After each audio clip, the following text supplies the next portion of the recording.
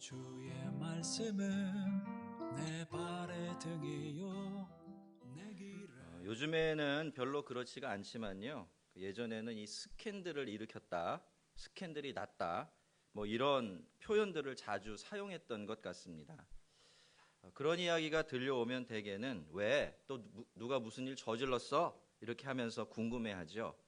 그러면 이미 내용을 알고 있는 사람들은 정말 뭐 큰일이나 난 것처럼 아주 진지한 목소리를 해가지고는 그게 말이야 이렇게 하면서 이야기를 풀어나갔고요. 듣는 사람들도 그래? 그게 정말이야? 저런 뭐 이런 추임새를 넣어가면서 세상 진지하게 그 말들에 귀를 기울이곤 했습니다. 사실 따지고 보면 정말 별일 아닌 일들도 참 많았는데 말이죠. 이 스캔들이라는 말을 사전에서 찾아보면요, 매우 충격적이고 부도덕한 사건이다 그렇게 되어 있습니다.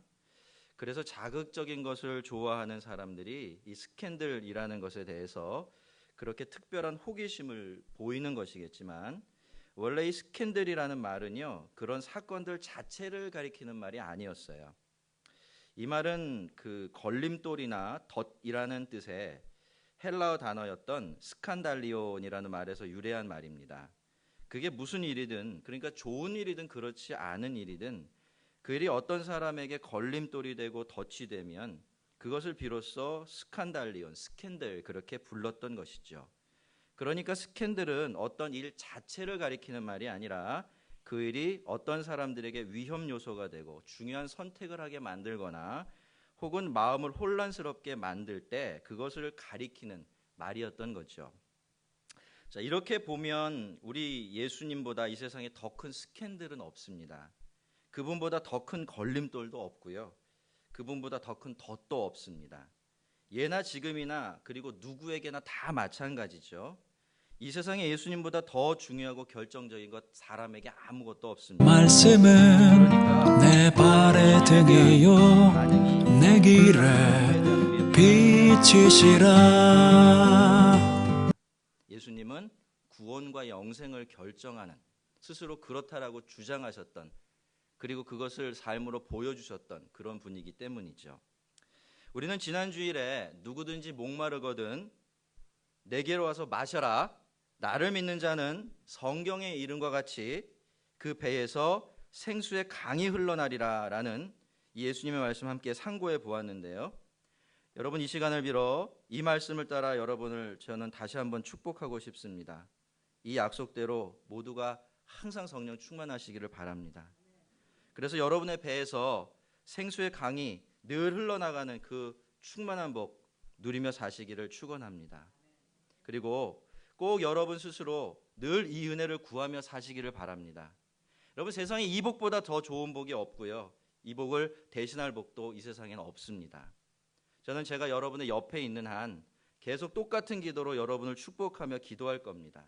성령 충만하도록, 여러분의 배에서 생수의 강이 흘러나오도록, 여러분 자신이 그 일에 관심이 없어도 저는 계속해서 기도하고 또 기도할 겁니다. 그러니 부탁드립니다.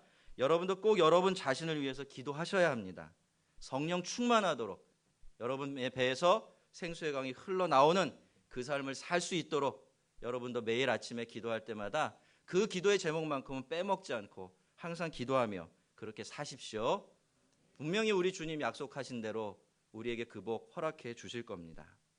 초막절을 마지막 날 예수님께서는 우리가 예수님을 믿었을 때 우리 안에 들어오셔서 우리를 위한 영원히 마르지 않는 생수의 강이 되어주시겠다 이렇게 말씀하셨지만, 그 직전에 유월절 즈음에도 이 말씀과 아주 비슷한 말씀을 하셨죠.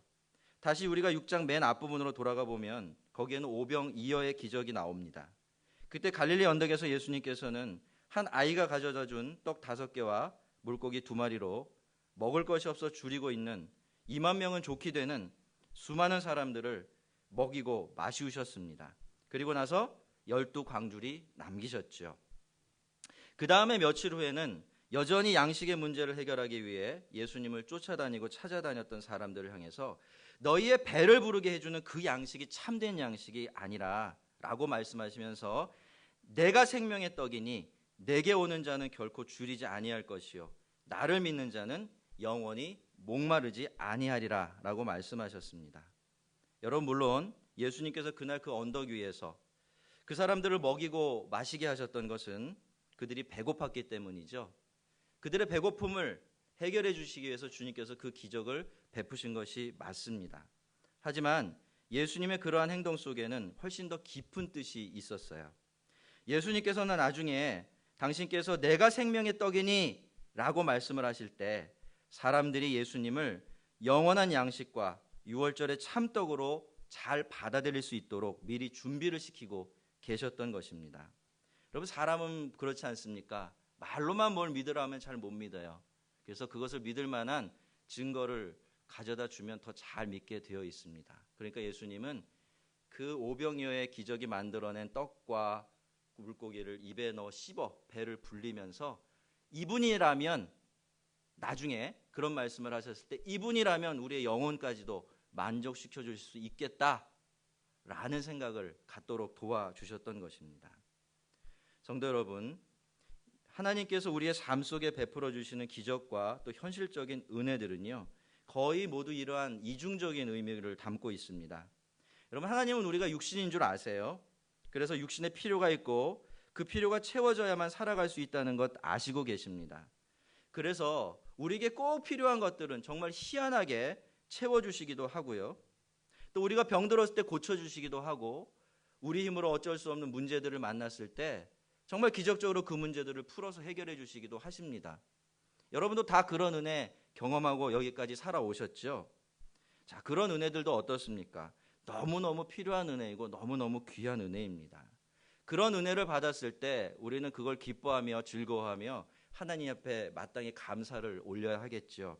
하지만 여러분, 우리가 거기서 끝내면 안 됩니다. 그때 우리는 하나님의 그 손가락 끝이 아니라 그 손가락 끝이 어디를 가리키고 있는가를 봐야 돼요. 여러분, 하나님께서 우리에게 삶에 베풀어 주시는 현실 속에서 일어나는 모든 기적과 은혜들은 하나님께서 다른 어떤 것을 가리키시는 하나님의 검지손가락입니다. 손가락 끝만 보면은 뭘 봐야 할지 모르죠. 어디를 봐야 합니까? 손가락 끝이 가리키는 것을 봐야 돼요. 하나님은 늘 하나님께서 우리에게 베풀어 주신 은혜와 기적들을 통해서 어딘가를 가리키고 계신데, 그곳이 바로 우리의 영혼도 만족하게 되는 지점입니다. 여러분, 하나님께서 우리의 배를 불려주시면요, 아, 배부르다, 참 좋다, 이렇게 끝내지 마시고요, 꼭 다시 예수님께 달려가셔서 이제는 내 배뿐만이 아니라 내 영혼도 가득 채워달라고 그렇게 졸라대십시오. 다시는 목마르지 않고 배고프지 않게 해달라고 때라도 쓰십시오. 그것이 바로 우리 주님이 우리에게 정말로 주고 싶어하는 복입니다. 주님은 유월절을 앞두고서 오병이어의 기적을 베푸신 다음에 나는 생명의 떡이니 내게 오는 자는 결코 줄이지 아니할 터이요 나를 믿는 자는 영원히 목마르지 아니하리라 라고 말씀하셨습니다.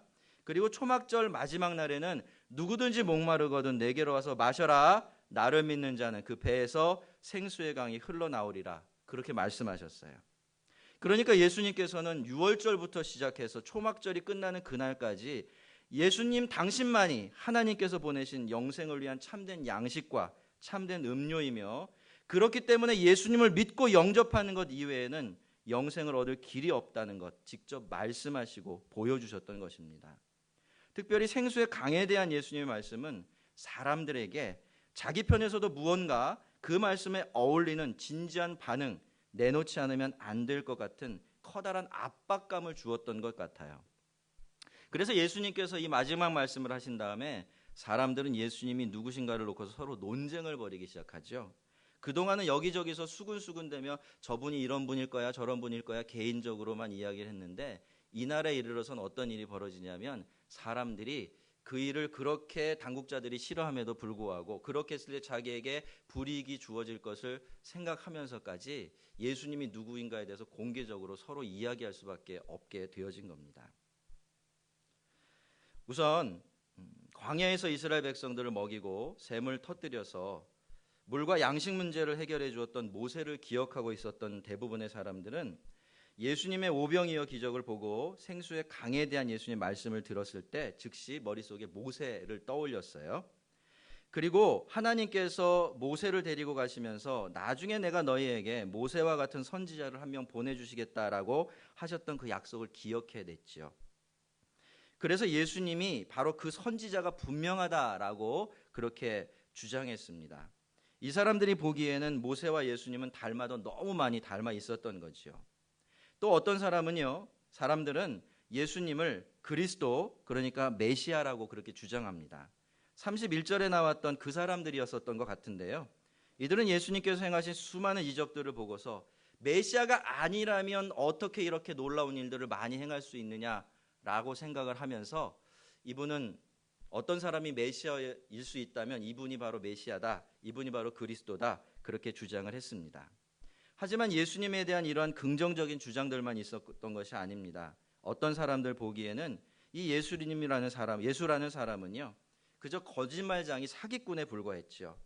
그들은 미가서 5장 2절을 인용하면서 성경에 이르기를 그리스도는 다윗의 씨, 그러니까 다윗의 자손으로 또 다윗이 살던 마을 베들레헴에서 나오리라고 하지 아니했느냐, 이렇게 말하고 있는데요.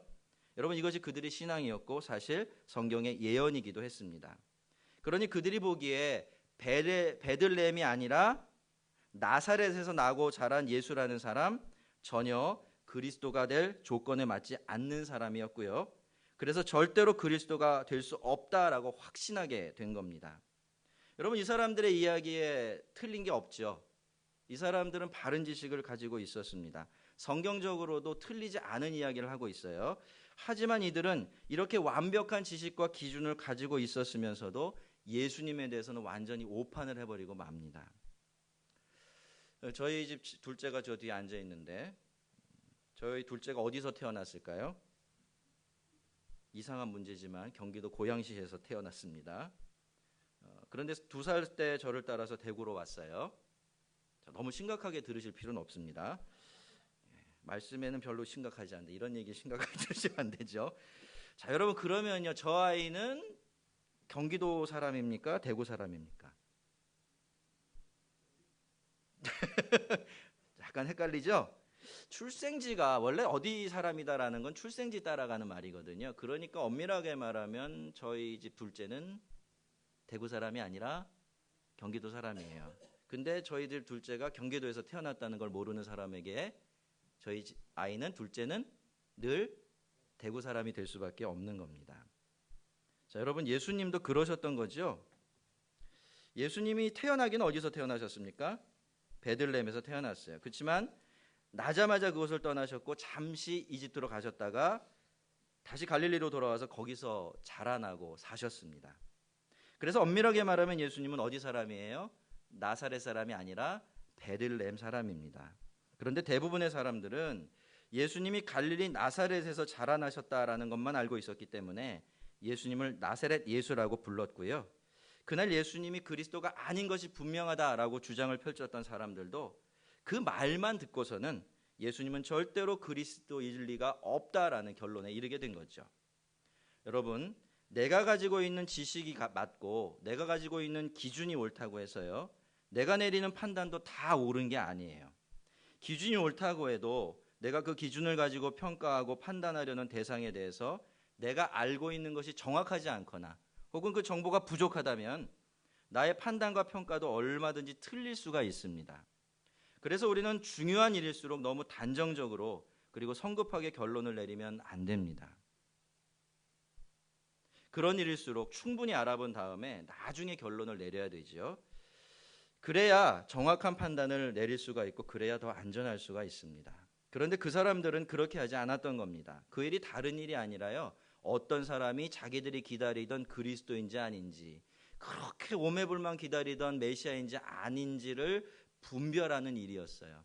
그렇다면 어떻습니까? 이렇게 중요한 일을 평가해야 될 때는 어떻게 해야 마땅할까요? 누군가가 그저 하는 이야기만 전해 듣고 그걸 근거로 해서 판단하려고 하면 잘못될 가능성이 높아지죠. 그럴 때는 어떻게 해야 됩니까? 스스로 면밀하게 자세하게 알아봐야 돼요.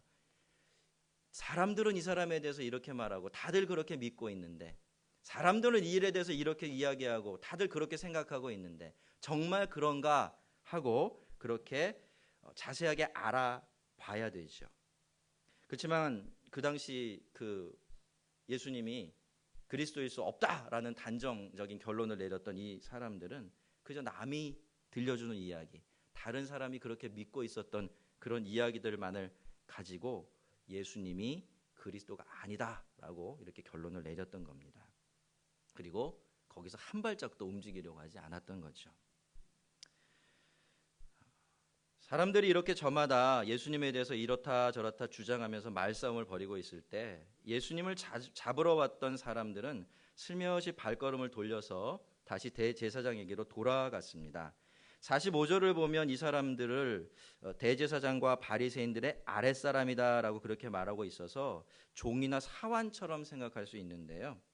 사실 이들은 성전 수비대원들이었습니다. 그리고 성전 수비대원들은 레위인들 중에서 선발되도록 그렇게 되어 있었기 때문에 레위인들이 받는 기본적인 신앙적인 혹은 성경적인 훈련을 다 받게 되어 있었어요. 그러니까 우리가 생각하는 수준 낮은 사람들이 아니라 직분만 달랐지 굉장히 수준이 높은 사람들이에요. 그래서 이들은 하나님의 말씀에 대해서는 어느 정도 아는 것도 많고 분별력이 있는 그런 사람들이었어요. 자, 이 사람들이 빈손으로 돌아가자 대제사장과 레위인들을 이들을 문책하기 시작했습니다. 항명을 한 거니까 그냥 내버려 둘 수가 없었죠. 하지만 어떻습니까? 그들의 입장에서는 도저히 예수를 체포할 수가 없었습니다.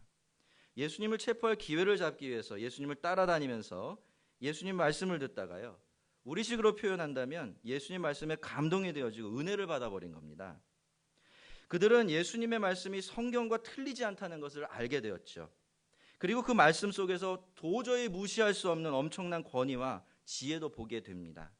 그래서 그들은 예수님을 체포할 수가 없었고 빈손으로 돌아가면 자기들이 어떤 일을 당할 줄 알면서도 그렇게 빈손으로 터벅터벅 돌아가서 그 죄를 추궁하는 윗사람들에게 그 사람처럼, 그 예수라는 사람처럼 말하는 사람은 이제까지 제가 단 한 번도 만나본 적이 없습니다 라는 이야기를 할 수밖에 없었던 거죠.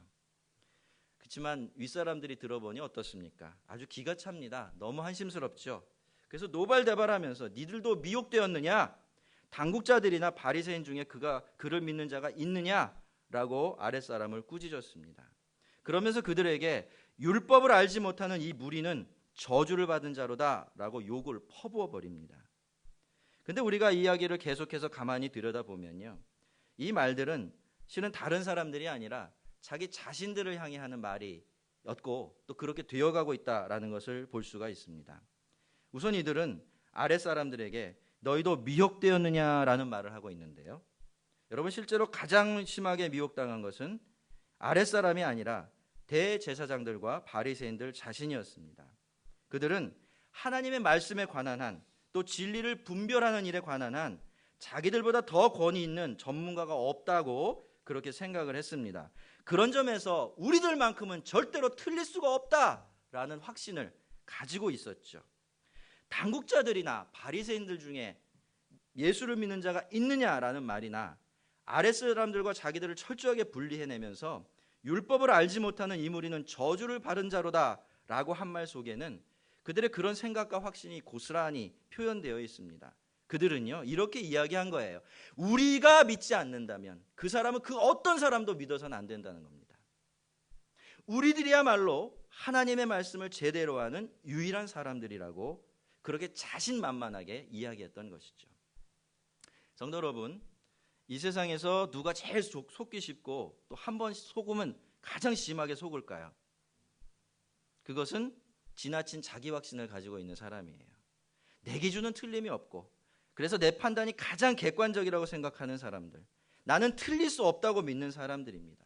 물어보면요, 다들 아니라고 그래요. 아유, 나도 사람인데 그렇지 않아요, 그렇게 얘기하죠. 근데 말하는 거 들어보면 그렇습니다. 사는 것 봐도 정말 그래요. 근데 여러분, 그걸 그렇게 자랑스러워하고 그걸 당연한 것으로 생각하고 사는 사람, 그 사람이 가장 쉽게 그리고 깊은 미혹에 빠지게 됩니다. 그 사람들은 사실 늘 속고 있어요.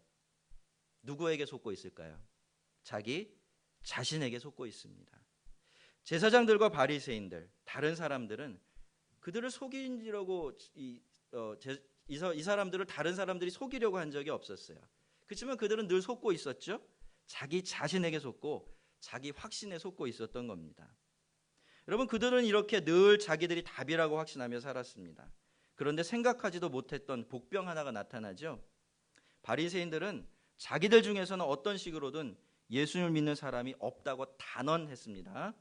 그러니까 다 자기처럼 예수님에 대해서 판단할 거다라고 생각한 거죠. 그리고 자기들만큼 율법과 하나님 말씀을 잘 아는 사람은 또 없다라고, 자기들만이 율법을 제대로 알고 있다라고 그렇게 자부했죠. 그런데 그 말이 끝나자마자 누가 일어섭니까? 니고데모가 일어서죠. 그리고 그렇게 말해요. 우리 율법은 사람의 말을 듣고 그 행한 것을 알기 전에 심판하느냐라고 말이죠. 여러분, 니고데모가 어떤 사람입니까? 니고데모도 바리새인이죠. 그리고 이스라엘을 대표하는 70명의 공회원 중에 한 사람이었습니다.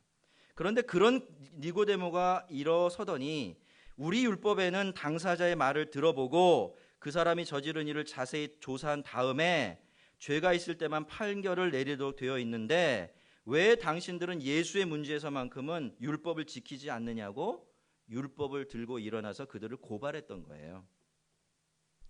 니고데모는 우선 대제사장이고 바리새인이라고 해서 다 똑같은 생각을 하고 있는 것이 아니라 다르게 생각하는 사람도 있다는 것을 보여주었죠.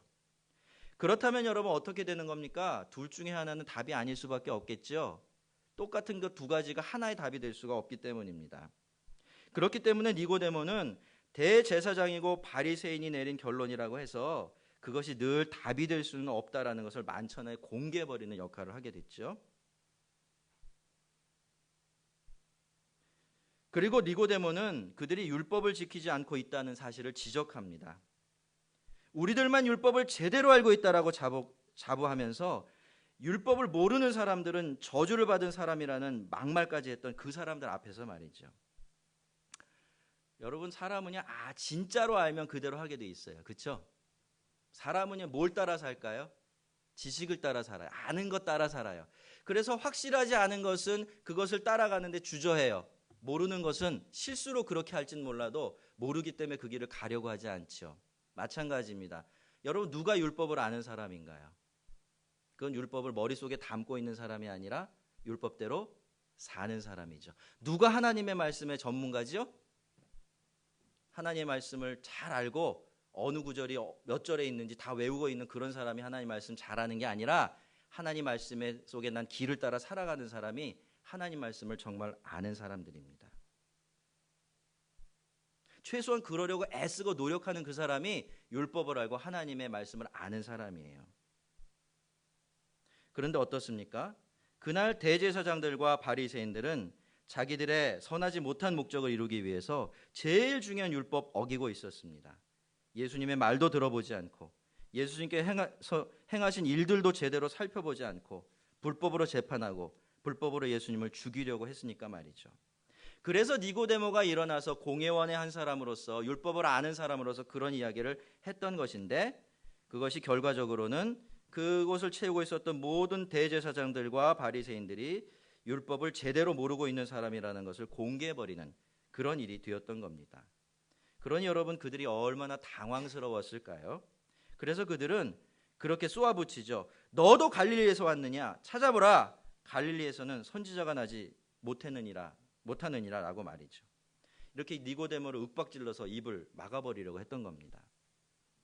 논리적으로는요, 이 바리새인이고 공회원인 니고데모의 말에 뭐가 반박할 말이 없었어요. 그래서 그럴 때 이제 이렇게 힘 있는 사람들이 대체적으로 어떤 방식을 씁니까? 억지를 부리죠. 억지를 부립니다.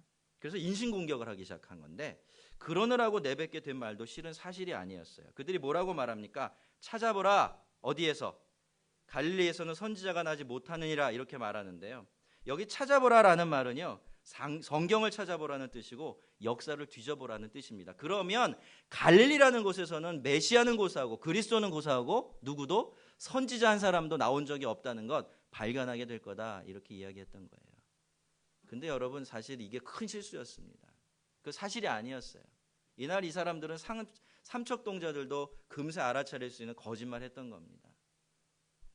성경을 슬쩍 들춰만 봐도요, 요나나 나훔 같은 이런 여러 선지자들이 갈릴리 출신입니다.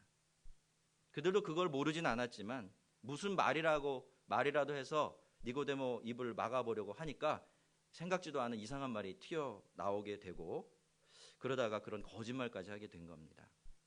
자, 오늘 우리는 예수님에 대한 여러 사람들의 다양한 반응 살펴보았는데요.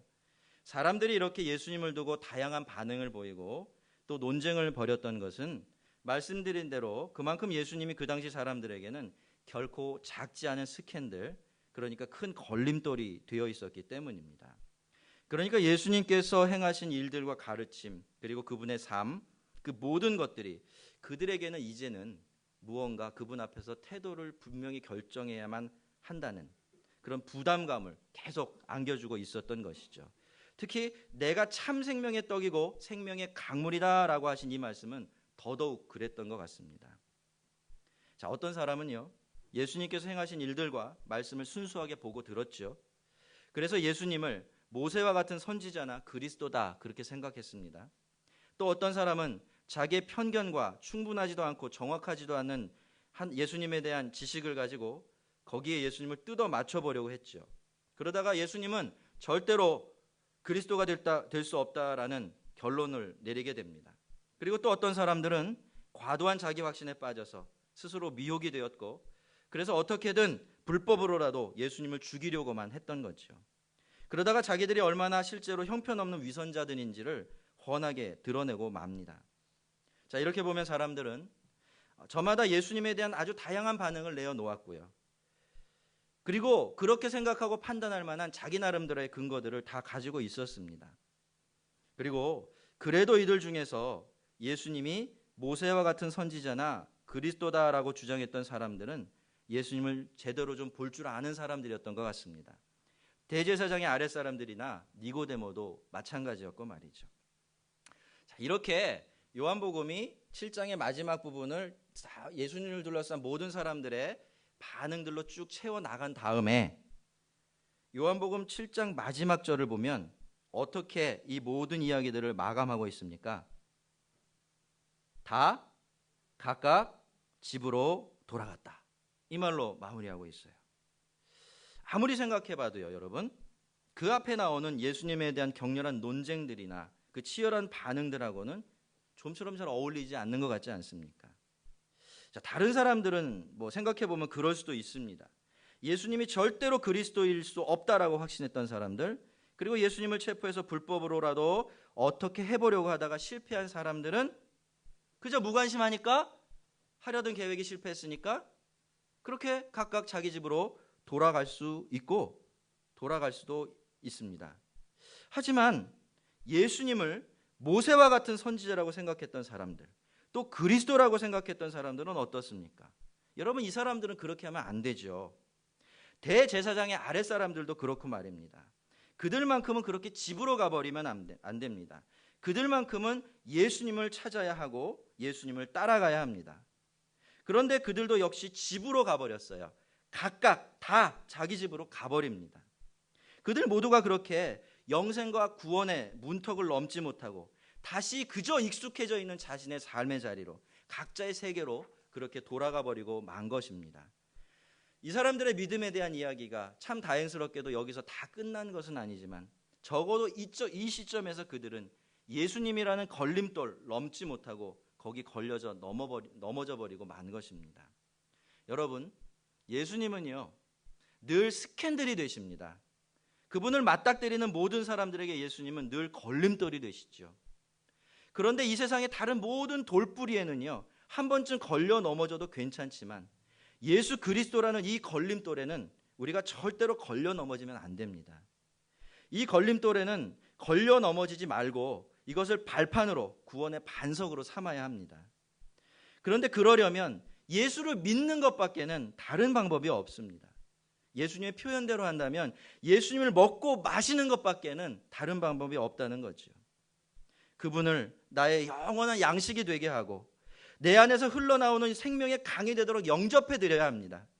그래야 예수님은 나를 걸려 넘어지게 하는 거치는 돌이 아니라 구원과 영생의 반석이 되어주실 수가 있습니다. 여러분, 예수님은 믿음의 대상이지 토론이나 논쟁의 대상이 아닙니다. 그저 예수님에 대한 긍정적인 생각이나 진지한 관심만으로는 이 예수 그리스도라는 큰 걸림돌을 넘어가지 못합니다. 참 믿음만이, 내가 나의 그리스도를 만났기 때문에 다시 각각의 집으로 돌아가지 않고 계속 예수님을 찾고 따르게 하는 그 믿음, 늘 예수님께로 가서 먹고 마시게 하는 그런 믿음만이 그 걸림돌이 구원의 반석이 되게 해줄 수 있는 겁니다.